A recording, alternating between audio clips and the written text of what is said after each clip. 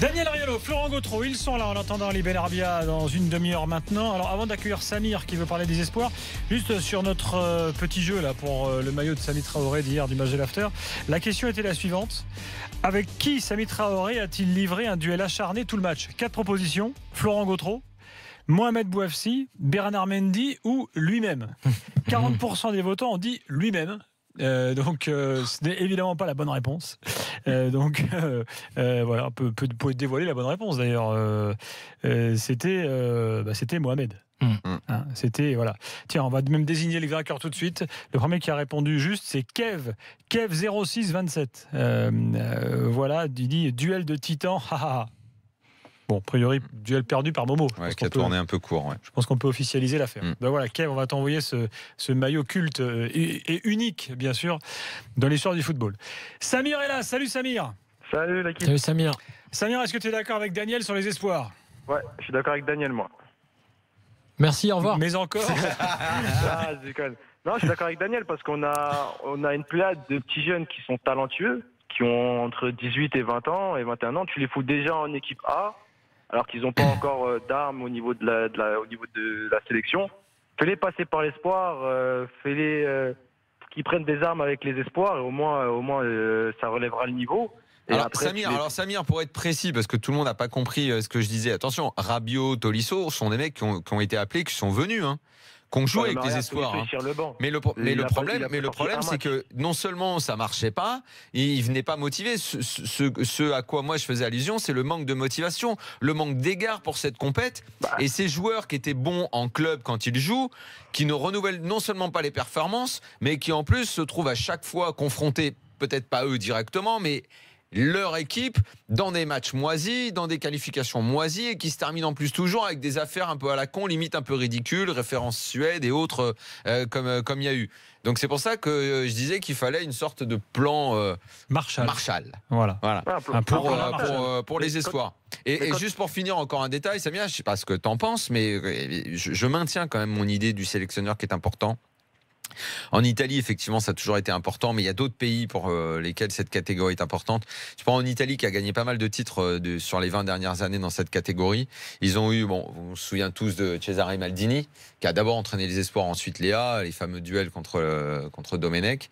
Donc, qui était quand même pas n'importe qui, Maldini, dans le foot italien. Claudio Gentile, ancien champion du monde, a dirigé les espoirs et a gagné lui aussi l'Euro Espoir. Et maintenant, donc, Di Biagio. Je suis désolé, à un moment, il va falloir qu'on sorte un mec important du chapeau. Alors, il y a des problèmes de salaire à la Fédé parce que on donne pas de gros salaire. Donc, les mecs, s'ils ont une opportunité en club, évidemment, ils vont y aller. Mais tout le monde ne trouve pas une place dans un club. Donc, mettez un bon entraîneur qui va traîner tout le monde, qui va former ces gamins à la haute compétition et à l'attachement au maillot national et qui viennent jouer dans cette catégorie espoir. Voilà, Samir, pardon, je te redonne la parole. Samir, je vois que t'es supporter lyonnais, là. Gonalon qui s'en va, là, c'est la fin d'une époque ou t'es content, toi?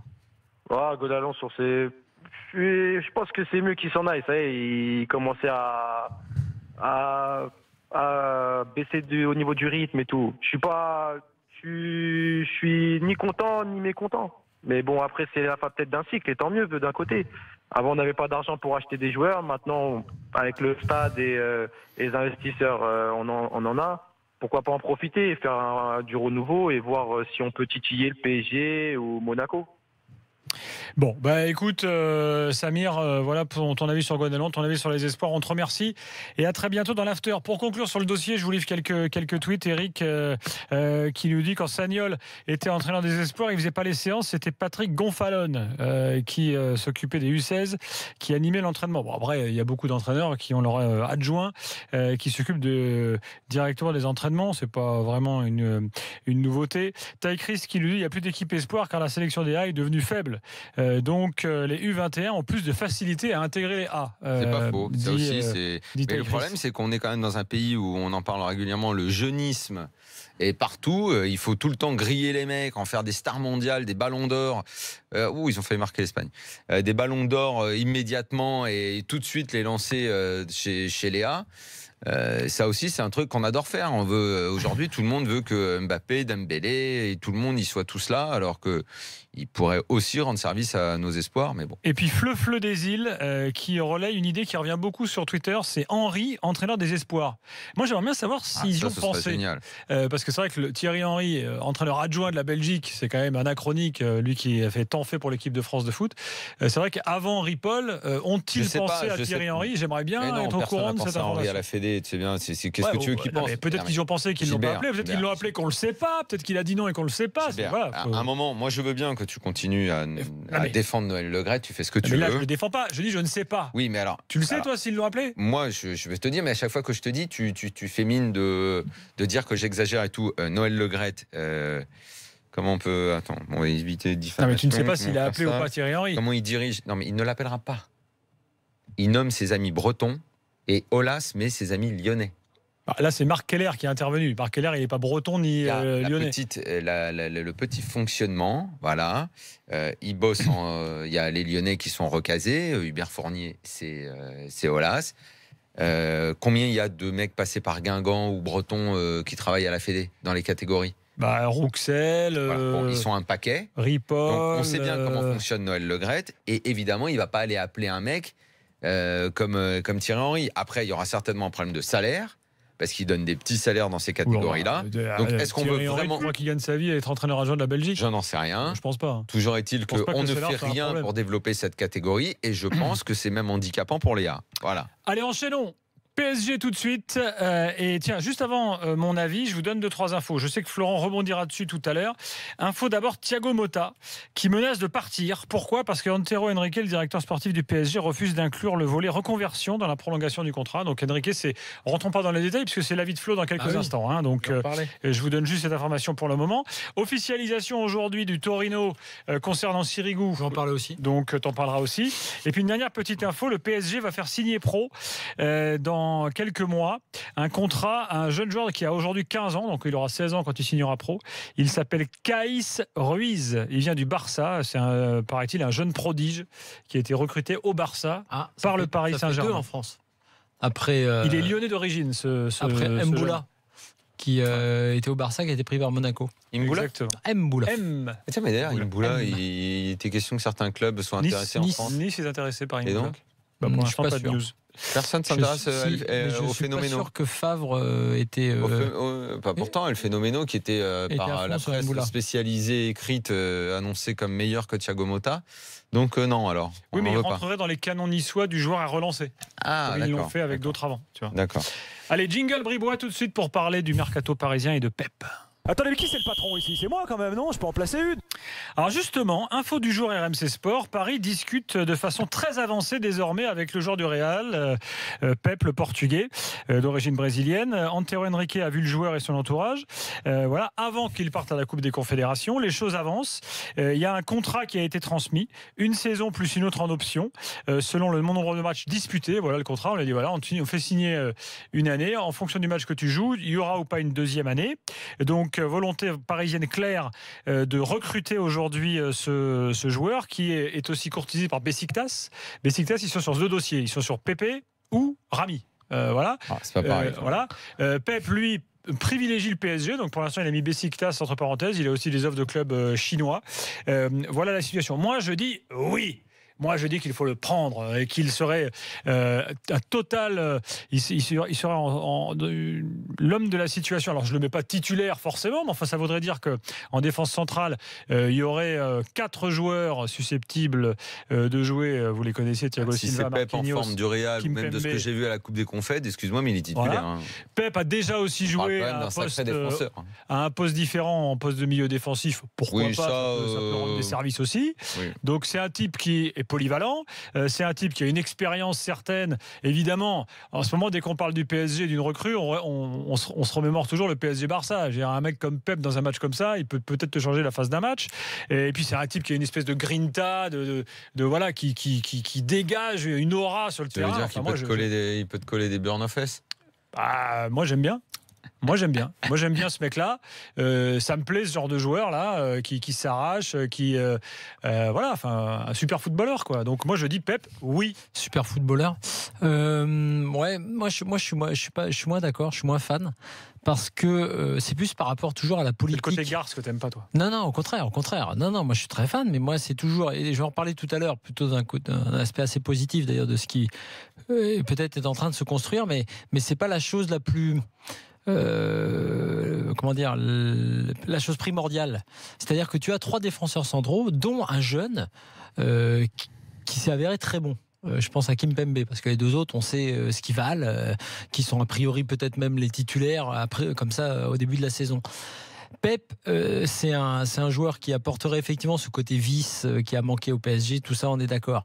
Mais prendre un joueur de cet âge-là, alors que c'est pas les postes où tu en as forcément le plus besoin et où tu as un jeune qui va se retrouver dans une concurrence un peu défavorable toujours par rapport aux autres joueurs. Dani Alves. Dani Alves, quand il quitte le Barça pour aller à la Juve, tout le monde te dit il est cramé, machin. T'as vu le bien qu'il a fait à la Juve. Moi, je te parle plus de Kimpembe. C'est à peu près le même modèle. Je te parle de Kimpembe, de la gestion de ton effectif. Et moi, je dis juste que je pense pas que ce soit la priorité numéro 1 pour le PSG. Je pense pas. C'est pas le PSG de l'avenir. Donc, tu prends un gars pour 1 an pour te dire que tu as besoin d'un peu de grinta dans le vestiaire. Et voilà. Je pense pas que ça change grand-chose pour la fameuse progression dont le PSG a besoin. Et je vais le dire tout à l'heure dans mon avis tranché sur Antero Henrique, il y a tellement d'autres choses que j'entends et qui me paraissent là pour le coup beaucoup plus logiques et qui me paraissent être l'idée d'une nouvelle ère que là, j'ai pas l'impression que le PSG aille sur une nouvelle ère. J'ai l'impression que c'est une sorte de pansement sur les erreurs du passé en disant tiens, ce qui nous a manqué, c'était du vice, c'était de la hargne, de la niaque. Ah bah là, on est sûr qu'on va l'avoir. Alors on prend Pep à 30, quel âge il a 33 ? C'est ça ou je sais plus 33, 34. Écoute, moi je trouve que c'est une bêtise surtout je trouve que quand t'as Kimpembe qui est là tout près de challenger les deux autres, moi bien sûr, ça fera pas tâche. Dès qu'on va le voir sur quelques matchs, on va dire bah tu vois, Pep ça marche comme d'habitude parce qu'il y aura la Ligue 1, il y aura tout ça avant d'arriver, on va dire, au match important. Je suis pas aussi fan que toi. L'avis de Daniel avant de prendre celui de Pierre-Philippe au 32-16. Moi, je suis totalement de ton avis. Je pense qu'un mec comme ça ne peut absolument pas faire de mal. Ça me rappelle même quand Alex est venu. Évidemment, à l'époque... il arrivait de Milan, si je ne me trompe pas. Ça, c'est une mentalité qu'on a ici. Je te mets pas toi en cause, hein, Flo. Le prends pas pour toi, mais à l'époque, je me souviens, Alex, qu'est-ce qu'on n'a pas entendu que Sakho, ça allait le plomber, que Sakho, machin. Mais Sakho était à des années-lumière d'Alex, de l'expérience et de ce que Alex a apporté à ce moment-là au PSG. Je crois que Pep, il aurait sa place. Et penser au mal que ça pourrait faire à Kimpembe, moi, je pense que c'est un raisonnement à l'envers. C'est un raisonnement que nous, on a ici. Genre, ça rejoint presque ce qu'on disait il y a 2 minutes, cette histoire de jeunisme qu'on a dans ce pays avec les joueurs, comme quoi faut lancer les jeunes, faut les garder parce qu'il peut se barrer s'il n'est pas content. Si Kimpembe n'est pas content, parce qu'un autre mec vient, qu'il ne se bat pas pour avoir la place, ou machin, eh ben il partira. Il faut arrêter d'avoir peur que les mecs partent, que les mecs soient froissés et tout. Le management de Kalinours, faut arrêter avec ça.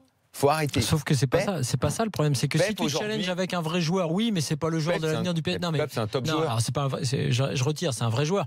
C'est pas l'avenir du PSG. Mais peu importe s'il joue 1 an, c'est déjà énorme. Mais c'est beaucoup 1 an. Bah, sur un projet, c'est. Pourquoi s'il fait 1 an et s'il signe 1 an plus 1 an, qu'est-ce que ça peut faire? Mais Dani Alves, c'était la même. Dani Alves, il a fait ça. La Juve fait ce genre de truc-là.